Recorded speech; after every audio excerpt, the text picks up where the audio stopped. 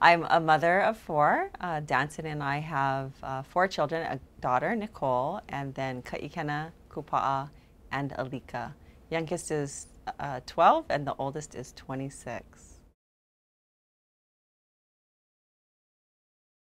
The best parenting advice I ever received had to be, this is a phase and it too shall pass. When Ka'ikena was little and he had these little tantrums or like kind of whiny, I thought that I was not going to survive. And my girlfriend at the time, a really good friend of mine, Momia Kana, who also runs Keikio'kaina Family Learning Centers, I called her to find out, what should I do about this kid? And she said, this is a phase and it too shall pass. Parenting has taught me that I am a lot more capable of what I thought I was capable of. As mothers and fathers as well, you learn how to multitask, and you can do so much more than you thought you were possibly capable of.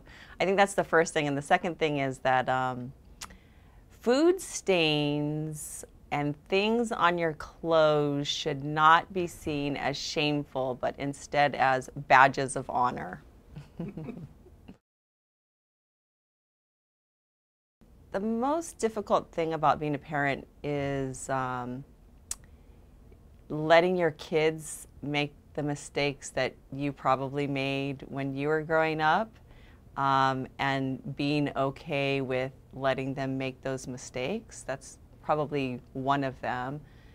I think the other thing is that people that don't have children, or they just have one child, or maybe even two, think that the reason that their children are near perfect is because of their parenting skills, when the reality of it is not all about your parenting skills. A lot of it has to do with personality and individual children. And so sometimes when you have those more difficult kids that don't fit into the mold that everybody thinks that they should fit into, people don't understand. Best thing about being a parent has to be hugs and kisses, hands down. So Ka'ikena is 6'5" now, he's 18, and Kupa'a is about 6'2", he's 15, and Alika's 5'7". I'm finally the shortest person in my house. And boys, right? Girls kiss their mothers. That's fine. They'll kiss you till whenever. But boys typically don't. But the boys in my family all hug and kiss me. Juggling family and career probably is one of the hardest, challenges in life, especially, as a CEO of an organization. Boundaries are the most important thing. We're in a little bit of a tight place right now, so I kind of go out of my boundaries from time to time. But for the most part, throughout my career, I've been able to, when it's 5 or 6 o'clock at night, then I'm done with work and I don't answer my phone, or I don't check email, or I don't do any of those things after hours. And I try to either do pickup or drop off every day, so I get to have drive time with my kids and I get to talk to them. And then weekends are absolutely dedicated to family. So whether it's sports or church or hanging out or cleaning the yard or building a fence or whatever it is, weekends are dedicated to family as well. So when I'm at home, I'm 100% at home. And when I'm at work, I'm 100% at work.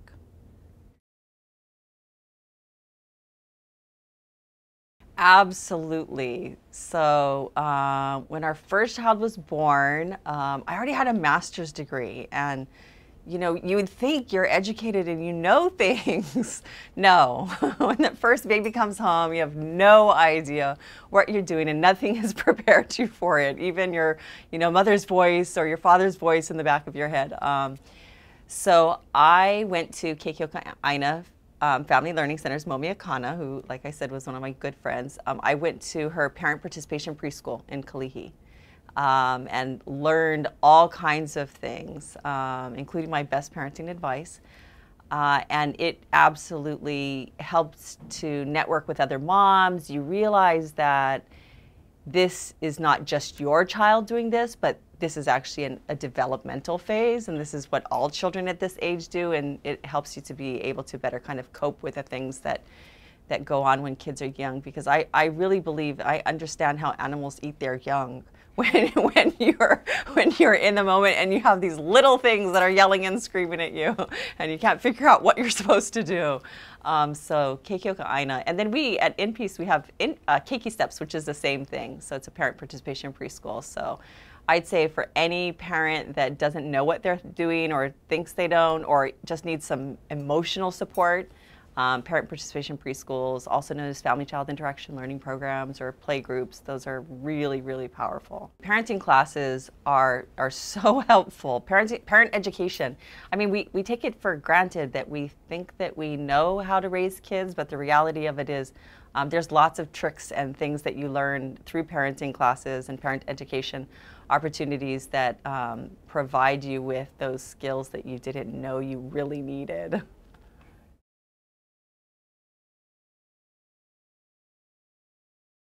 I would say finding the balance between letting them make their own mistakes and living, and loving them immensely, letting them know that you're there. Like my kids dressed themselves from when they were 2 years old. Let them make all those minimal decisions that don't really impact their well-being long term, like what color vitamins should they eat, and how, how much vegetables, or if they just want to eat lots and lots of protein and not so much on the starch, but at least they got it on their plate, like those kinds of things.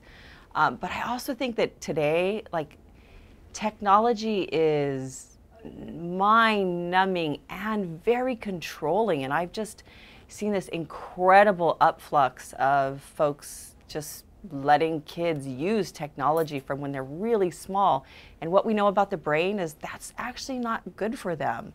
And so figuring out how to limit technology and put boundaries around that.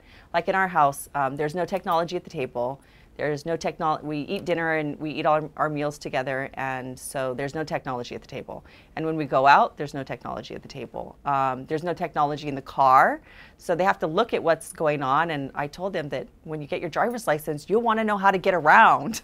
So if you pay attention to what's going on outside instead of what's on your device, then it's much more powerful. And we didn't actually let our kids play video games.